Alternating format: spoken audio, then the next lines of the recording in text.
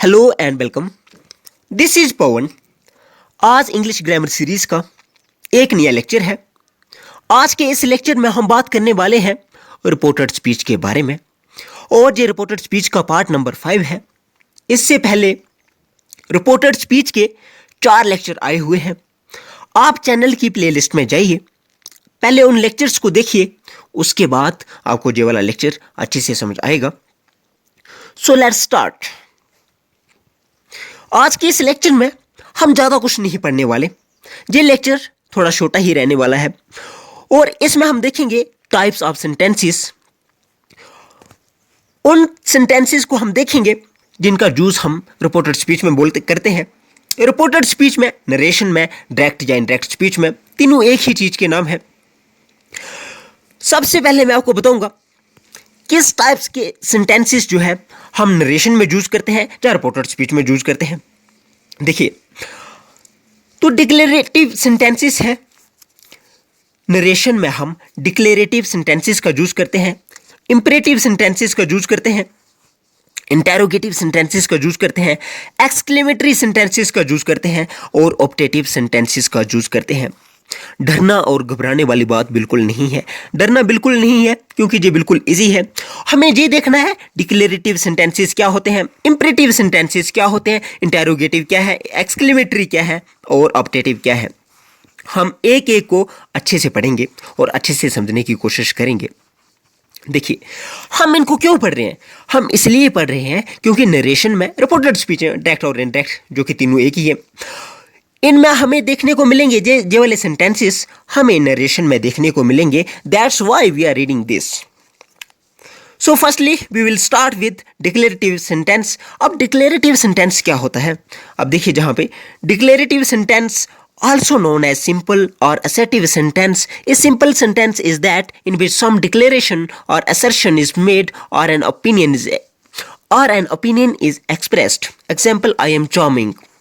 देखो, declarative sentence वो sentence होते हैं जो सिंपल हो, जो असर्टिव सेंटेंस हो, और इसमें हम क्या करते हैं? इसमें हम इन विच हम डिक्लेरेशन और असर्शन इज मेड, इसमें हम क्या करते हैं? कुछ डिक्लेयर करते हैं, जो कुछ असर्शन करते हैं, जो अपने ख्याल का इजहार करते हैं, जो अपने ओपिनियन को एक्सप्रेस करते हैं। जिस तरह से एग्जांपल है आई एम चार्मिंग। हम इस तरह से समझेंगे डिक्लेरेटिव सेंटेंसेस को। जिस तरह से सिंपल सेंटेंसेस होते हैं, वैसे ही ये वाले सेंटेंसेस हैं। आई होप आपको डिक्लेरेटिव सेंटेंस अच्छे से समझ आया होगा। ये कुछ नहीं है बल्कि सिंपल सेंटेंस है। इसमें हम सिंपल सेंटेंसेस की बात करते हैं। अब दूसरे नंबर पे हम बात करेंगे इंपरेटिव सेंटेंसेस के बारे में। अब इंपरेटिव सेंटेंसेस क्या होता है, इसकी डेफिनेशन देखते हैं।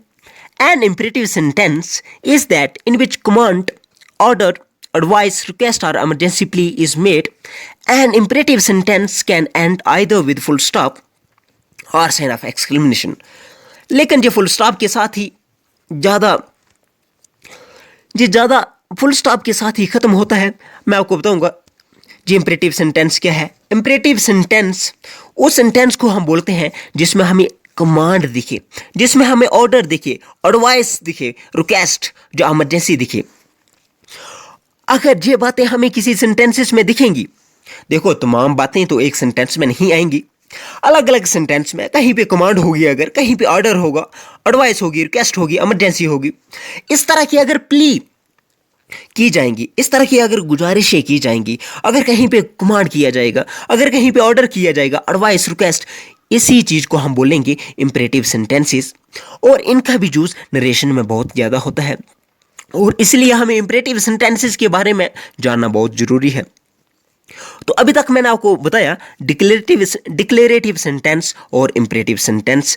जिस तरह से एग्जांपल है इंपरेटिव सेंटेंस की, get lost, please give me your MAC etcetera.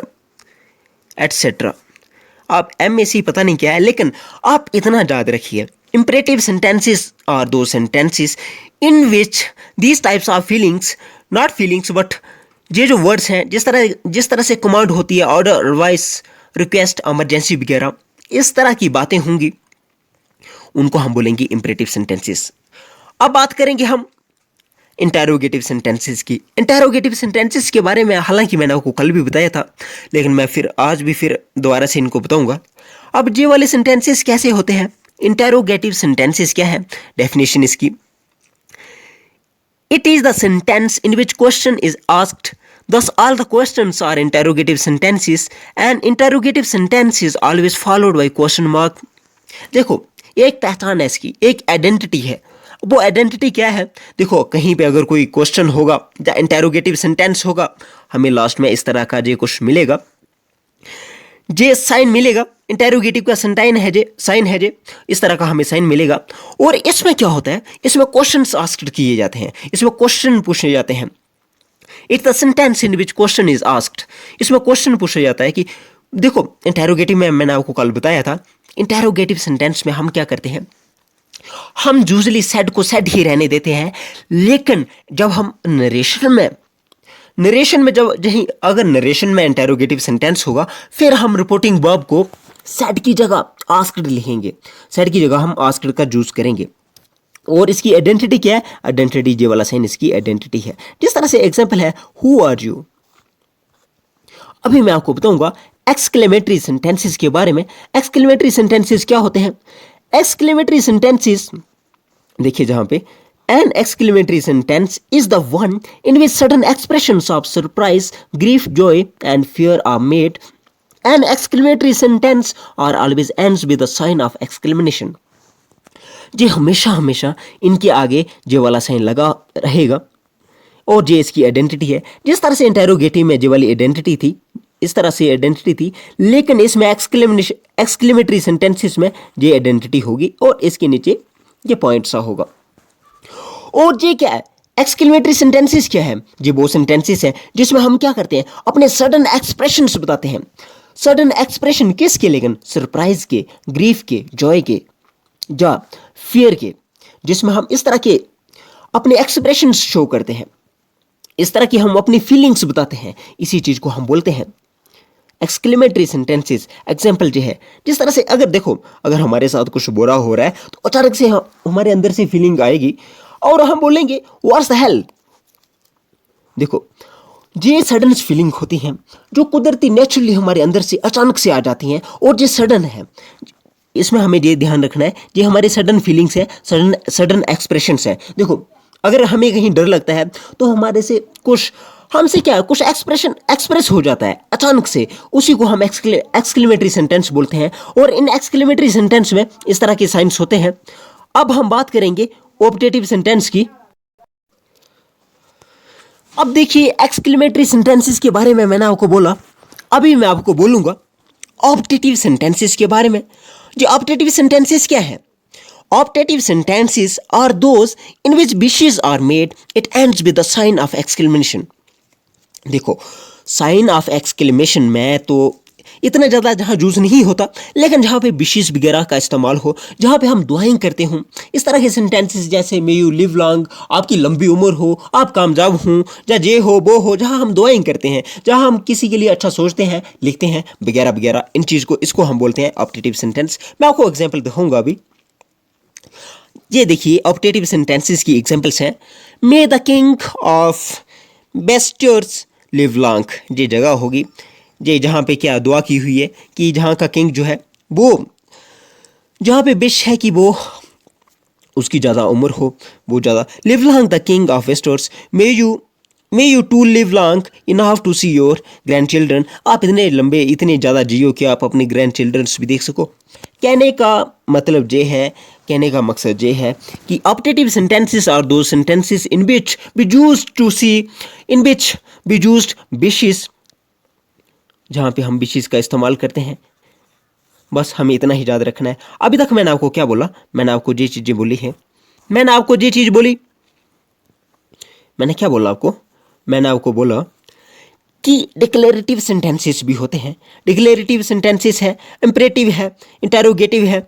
Interrogative के बाद हम देखेंगे, इंटेरोगेटिव के बाद एक्सक्लेमेटरी बोला मैंने, फिर ऑप्टेटिव बोला।